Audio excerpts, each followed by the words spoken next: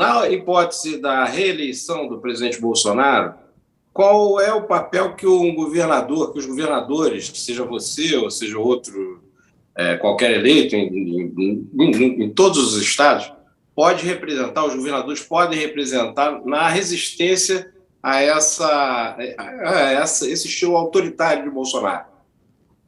Olha, eu prefiro, né, trabalhar com a hipótese mais otimista de que isso não vai acontecer, né?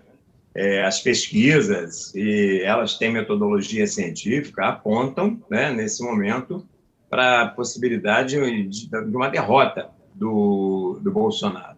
Mas é claro que isso se dando, né, a continuidade dessa tragédia, né, que se abateu sobre o nosso país desde 2018, os governos estaduais têm um papel importante a cumprir. O primeiro deles, e aí entra diretamente aqui no caso do Rio de Janeiro, que eu posso falar aqui pelo Rio, que é onde eu sou pré-candidato, o que nós temos que fazer é romper com esse regime de recuperação fiscal, né, que está sendo imposto goela abaixo pela União em relação a todos os estados, deixar de pagar essa dívida do regime de recuperação fiscal à União, ou seja, declarar uma moratória unilateral à União, e com esse dinheiro, né, combinado com outras questões que têm a ver com o não pagamento da dívida pública, com a ruptura com a lei de responsabilidade fiscal, que, na verdade, é uma lei de irresponsabilidade social, voltada para defender os interesses dos banqueiros e dos grandes fornecedores do Estado. Então, nesse sentido, com esses recursos, aplicarmos naquelas questões que são fundamentais e necessárias para a classe trabalhadora. Na questão do desemprego, por exemplo, um plano de obras públicas que passe pela questão de reequipamento, né, das escolas e construção de novas escolas públicas, da saúde pública da mesma forma, a construção de novas unidades e também o reequipamento das unidades de saúde pública. Questão de um plano de moradias, tem um dado desse fim de semana, vocês devem ter acompanhado, no Globo, que diz que aqui no Rio de Janeiro, 26% das moradias das favelas não tem banheiro dentro de casa.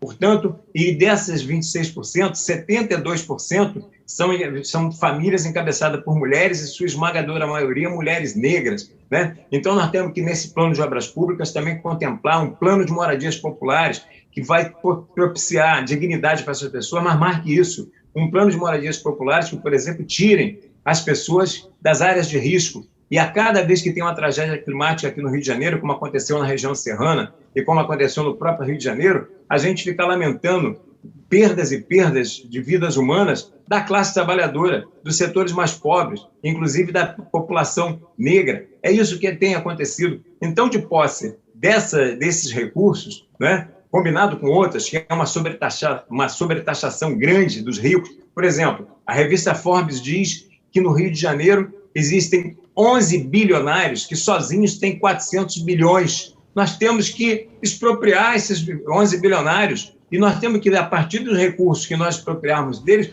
nós podemos investir em saúde, educação, nesse plano de obras públicas que eu acabei de referir. Nós podemos atacar a questão do desemprego. Nós temos que fazer, por exemplo, uma escala móvel de horas de trabalho, sem redução de salário. Então, agora, só para concluir, você não resolve os problemas da classe. Só concluindo isso, você não resolve os problemas da classe trabalhadora empobrecida sem atacar o privilégio dos ricos e poderosos. São 11 bilionários de um lado, e eu estou falando esses 11, mas eu estou falando são muitos, né, os da classe privilegiada, da classe dominante, mas contra a esmagadora maioria da população, que é um setor que está passando fome, que salários ultra rebaixados, trabalho precarizado, desemprego, e tudo isso que a gente sabe que é a realidade do nosso país. Mas essa proposta é uma revolução estadual. Isso que você está propondo não é uma revolução socialista estadual. Isso não seria seriam necessárias medidas nacionais muito difíceis de serem adotadas, né, essas propostas que você tem. Assim, um governador teria como fazer esse tipo de iniciativas? Chico, essa sua pergunta é muito boa. Até porque é claro que tem determinadas questões aqui que são de âmbito estadual, que elas podem ser implementadas no Estado, e outras que são de âmbito nacional, né? Nesse conjunto de questões que eu coloquei. Agora, tanto a nível estadual quanto a nível federal, não tem como você implementar essas propostas apoiada numa Assembleia Legislativa aqui no Rio de Janeiro, por exemplo, que na última legislatura vários tomaram posse na cadeia. Vocês acompanharam isso aí da imprensa em São Paulo. Vários dos parlamentares que nós temos hoje aqui no Rio de Janeiro tomaram posse na cadeia. E essa é a cara da Assembleia Legislativa do Rio de Janeiro. Naquele Congresso Nacional, da mesma forma. Como que a gente consegue isso? A gente consegue isso fazendo valer não a correlação de força das casas legislativas, da Assembleia Legislativa, do Congresso, da Câmara e do Senado, mas a verdadeira correlação de força que existe na sociedade. Então, é mobilizando e organizando a classe trabalhadora em conselhos populares, em conselhos por locais de moradia, por locais de trabalho, aonde se der as condições de se organizar, é que nós vamos estar implementando essas medidas. E é claro que a sua pergunta ela tem não existe. Se não existiu o socialismo num só país, né? Essa foi a grande divergência entre o Trotsky e o Stalin, né?